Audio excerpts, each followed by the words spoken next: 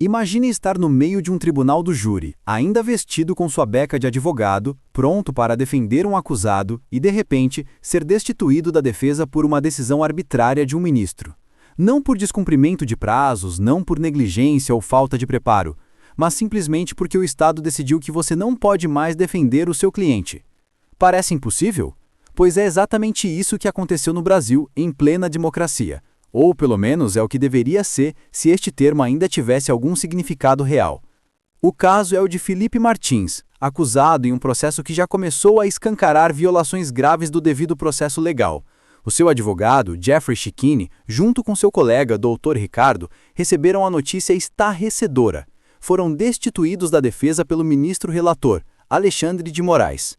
Uma decisão que, segundo a Constituição de 1988, não poderia ocorrer sem o consentimento do acusado. Em outras palavras, em um país realmente democrático, o réu escolhe quem o defende, e não o Estado ou qualquer tribunal. Mas o que exatamente motivou essa decisão? A imprensa muitas vezes tenta simplificar ou distorcer os fatos. Circulam informações de que a defesa teria perdido o prazo das alegações finais. Isso é completamente falso. A realidade é que a defesa ainda estava em pleno prazo, mas a PGR trouxe novos elementos aos autos após o término da instrução, violando regras básicas do contraditório e da ampla defesa. O que deveria ser um procedimento justo e transparente tornou-se, na prática, uma armadilha processual. A Constituição Federal e a jurisprudência são claras. Não é possível destituir advogados sem o consentimento do acusado, exceto em casos excepcionais e, mesmo assim, respeitando procedimentos formais. O que vemos aqui é um uso arbitrário do Poder Judiciário, baseado em um julgado do STF de 1956, completamente obsoleto diante das garantias modernas de defesa. O advogado não apenas tem o direito, mas tem a obrigação de exigir o devido processo legal, e é exatamente isso que Jeffrey Chicchini estava fazendo. O ponto central é que a defesa de Felipe Martins não apenas agiu dentro da lei, como também buscou garantir que novas provas ilegais apresentadas pela acusação fossem retiradas do processo, ou pelo menos que fossem concedidos mais prazos para a análise dessas provas. Em vez de atender a esses pedidos razoáveis, o ministro optou por interromper a defesa, intimando a Defensoria Pública a assumir o caso. Isso levanta uma questão alarmante. Qual é o limite do poder do Estado em um país que se diz democrático? E mais, por que um advogado que cumpre com rigor sua função de garantir direitos do réu é tratado como um obstáculo a ser removido? Para compreender a gravidade, precisamos analisar o contexto. Após o término da instrução, todas as testemunhas haviam sido ouvidas e o acusado, Felipe Martins, já havia sido interrogado. Isso significa que qualquer nova prova ou documento apresentado pela PGR deveria ter sido descartado, justamente porque não havia mais possibilidade de exercer ampla defesa e contraditório. Ainda assim, o tribunal aceitou esses elementos, abrindo espaço para que a defesa tivesse que lutar contra ilegalidades adicionais. E ao invés de corrigir essa situação, o ministro Alexandre de Moraes escolheu um caminho que fere os princípios mais básicos da justiça. Jeffrey Chicchini expõe a indignação de qualquer cidadão que respeita o Estado de Direito. O advogado é o único ator do sistema judicial que está do lado do povo, e não do Estado. Esse é um lembrete poderoso de que, em processos judiciais, a defesa não é apenas um papel formal, é a última barreira entre o indivíduo e o abuso de poder do Estado. E quando essa barreira é destituída de maneira arbitrária, não estamos apenas falando de um advogado destituído, estamos falando de um ataque direto ao próprio conceito de justiça. Além disso, Chicchini questiona se sua remoção do processo não teria uma finalidade velada. Seria ele um incômodo para aqueles que desejam conduzir o caso de maneira autoritária? Estaria apenas defendendo demais, atrapalhando algum interesse obscuro por trás da acusação? Perguntas que não podem ser ignoradas. Quando o direito à defesa é cerceado, não é apenas um advogado que sofre, é a própria democracia que é posta à prova. A decisão também ignora elementos fundamentais do devido processo legal. Se a PGR trouxe novos elementos violando a lei e o prazo da instrução, o procedimento correto seria desentranhar esses documentos do processo ou pelo menos conceder tempo adequado à defesa para analisá-los e apresentar suas alegações finais. Ao invés disso, o tribunal decretou que o prazo havia sido perdido, o que é absolutamente falso. Isso demonstra de maneira inequívoca como o poder pode ser manipulado para atender a interesses que não têm nada a ver com justiça. O contexto histórico também é alarmante. Basear decisões em um julgado de 1956, ignorando completamente a Constituição de 1988, mostra um desrespeito flagrante às garantias fundamentais. Estamos falando de mais de 30 anos de direitos democráticos sendo ignorados. E o que dizer da imprensa, que muitas vezes repete informações inverídicas, contribuindo para a confusão e minando a percepção pública sobre o caso? O relato de Shikini é um alerta. É preciso olhar para os fatos com cuidado e não se deixar levar por manchetes sensacionalistas que ocultam a verdade. Outro ponto crucial é que Jeffrey e Shikini não apenas reagiram passivamente. Eles prepararam recurso, estão estudando levar o caso a órgãos internacionais e continuam lutando pelos direitos do acusado. Essa postura demonstra que a defesa não é apenas uma formalidade, mas um instrumento ativo para garantir justiça, mesmo diante de um sistema que tenta de maneira arbitrária limitá-la. Em suas palavras, o advogado reafirma seu compromisso com a lei. Tenho orgulho dessa beca, não me curvo a essa tirania porque a minha missão de vida é defender a correta aplicação da lei que está sendo rasgada. E realmente, cada linha dessa declaração mostra a gravidade da situação. Não se trata apenas de Felipe Martins ou de Jeffrey Shikini, mas do próprio Estado Democrático de Direito. Quando um advogado é destituído arbitrariamente, o sinal é claro: qualquer cidadão poderia ser o próximo sem que existam garantias reais de defesa. O que estamos vendo é um processo que desafia a lógica e a legalidade.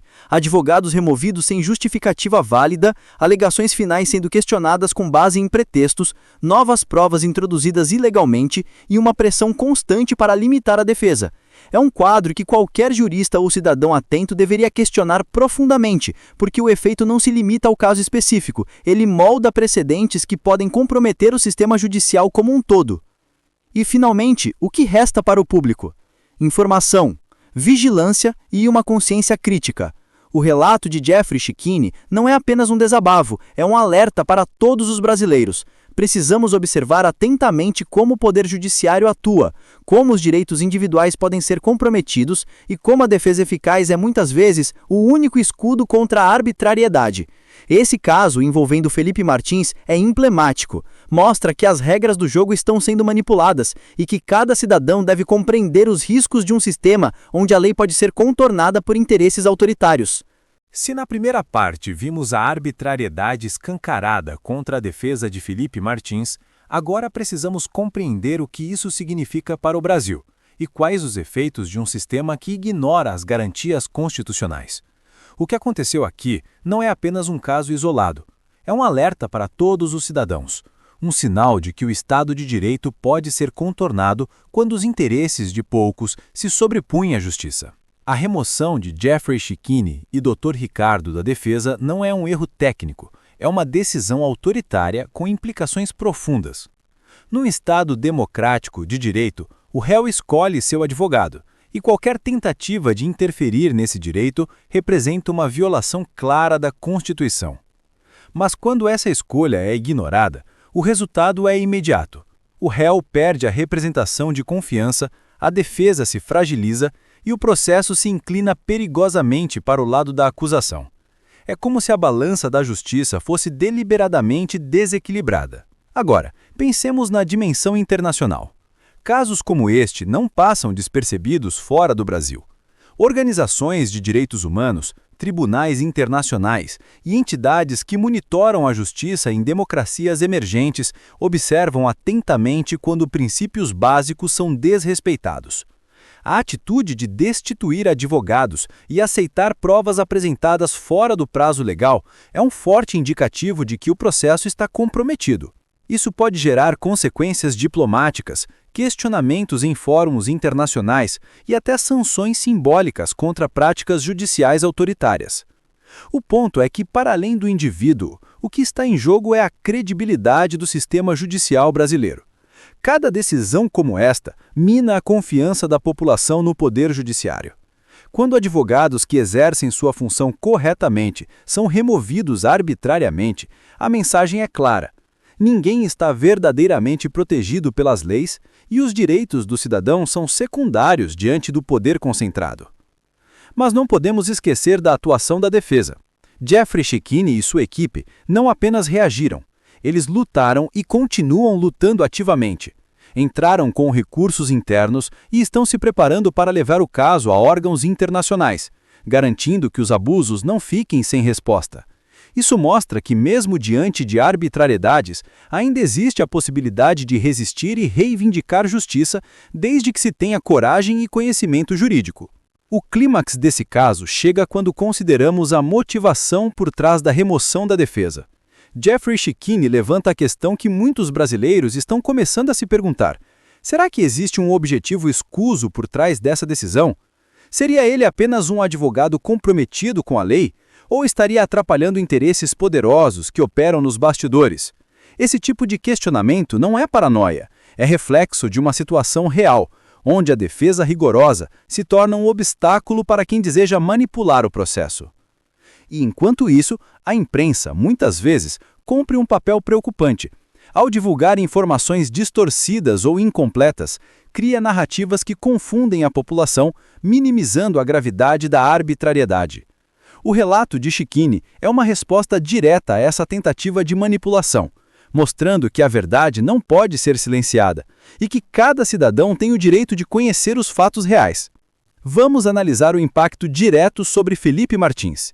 Ele não apenas perde advogados de confiança, perde também a segurança de uma defesa robusta, construída com base no conhecimento profundo do caso, das leis e das estratégias necessárias para garantir seus direitos.